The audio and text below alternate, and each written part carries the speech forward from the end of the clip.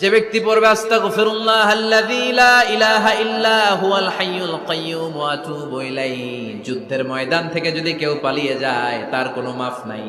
এটা অনেক বড় কবিরা গুনাহ। আত-তাওয়াল্লি মিন ইয়াউমিজ যাহফ, যুদ্ধের ময়দান থেকে পালালে ওর কোনো মাফ নাই। বিশ্বনবী বলেন, যুদ্ধের ময়দান থেকে পালিয়ে এসেছে কোন মুসলিম সৈনিক, সেও যদি এই আস্তাগফিরুল্লাহ আল্লাযী লা ইলাহা ইল্লা হুয়াল হাইয়ুল কাইয়্যুম ওয়া আতুবু ইলাইহি মন থেকে পড়ে, তার জীবনের গুনাহ আল্লাহ মাফ করে দিবে।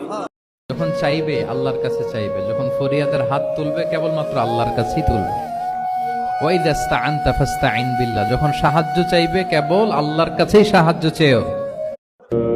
আল্লাহ পাক অবাক হয়ে যান সেই যুবককে দেখে যার প্রবৃত্তির তাড়না নাই, সে আল্লাহর দ্বীনের পথে ছুটছে।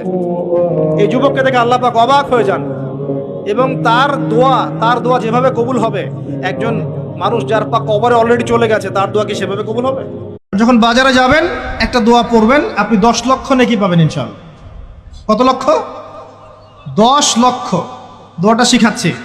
দোয়াটা হচ্ছে লা ইলাহা ইল্লাল্লাহ ওয়াহদাহু লা শারীকা লাহ লাহুল মুলক ওয়া লাহুল হামদ ইউহয়ী ওয়া ইউমীত ওয়া হুয়া হাইয়্যুন লা ইয়ামুত বিয়াদিহিল খায়রু কুল্লুহু ওয়া হুয়া আলা কুল্লি শাইইন কাদির। একবার পড়লে 10 লক্ষ নেকি পাবেন বাজারে গিয়ে। কেন পাবেন? কারণ বাজার সবচেয়ে নিকৃষ্ট জায়গা, যেখানে গেলে মানুষ আল্লাহকে স্মরণ করে না। সেখানে গিয়ে আপনি আল্লাহকে স্মরণ করেছেন, এই জন্য আল্লাহ পাক নেকি দিবেন ইনশাআল্লাহ।